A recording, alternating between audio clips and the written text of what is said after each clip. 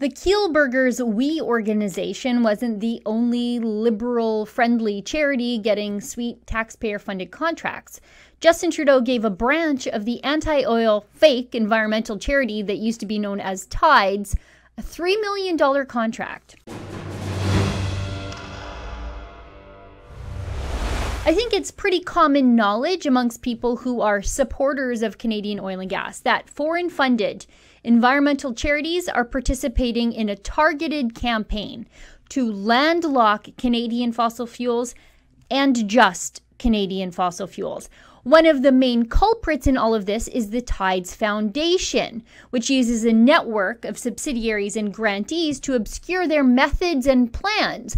Independent researcher Vivian Krause has detailed just how influential Tides has been in the destruction of the Canadian oil patch and the termination of proposed Canadian pipelines. It's been so bad that Tides had to change its name to make way to rebrand itself because people are catching on. So why did Justin Trudeau give a branch of the Tides Foundation a $3 million contract after all the havoc they've caused here in Canada?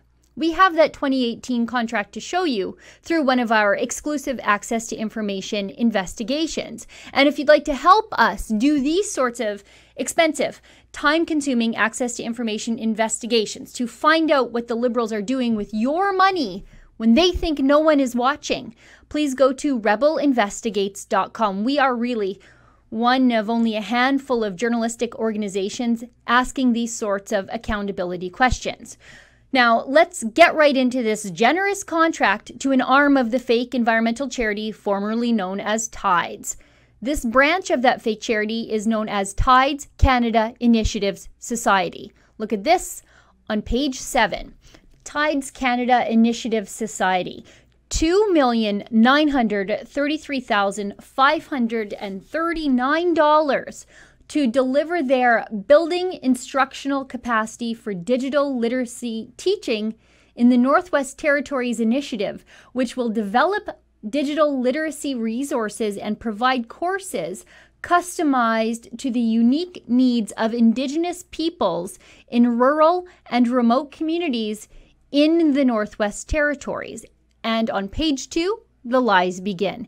Efforts were made to select small organizations that have a local footprint. Tides isn't local. It's a multi-million-dollar foreign-funded conglomerate with tentacles in everything.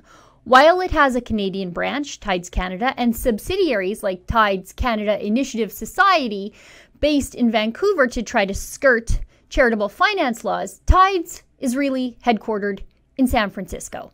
On page 11, we see confirmation that the Office of the Liberal Minister of Innovation, Science and Economic Development helped handpick the recipients. Look at this. They also reflect discussions with your office and your approval of the final list and amounts in October. The Liberals hand-selected Tides for a $3 million grant. On page 12, we see the interesting financial analysis of Tides assets.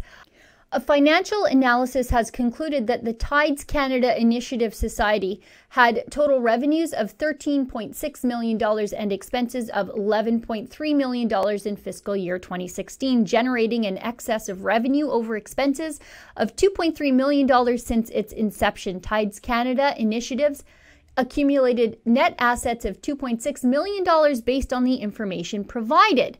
Tides Canada Initiative Society makes up for 43% of the combined Tides Canada revenues. Tides Canada as a whole has a strong liquidity position with a positive net working capital of $13.4 million. It has total assets of $64.8 million and total liabilities of $1.3 million with no long-term debt. It generated excess of revenue over expenses of $6.3 million in fiscal year 2016 and $18.1 million in fiscal year 2015 and has net assets of $63.5 million, indicating a history of strong operating performances.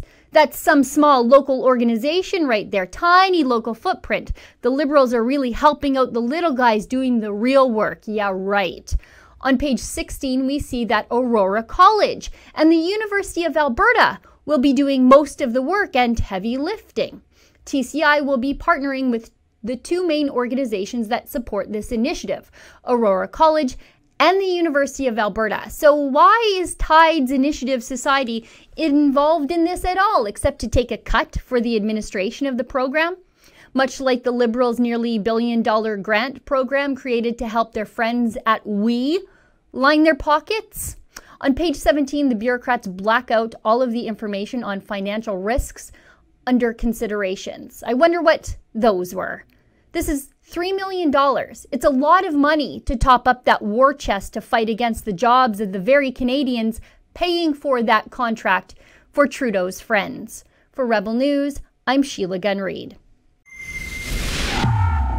This contract was part of an exclusive access to information investigation into the Liberals' ties and grants to the Tides Foundation and their subsidiaries. I'm one of only a handful of journalists in this whole country asking these sorts of questions. And the questions, they're so time-consuming. These investigations are years in the making. They can be very expensive. If you'd like to help us keep asking the questions the Liberals don't want to answer, please go to rebelinvestigates.com.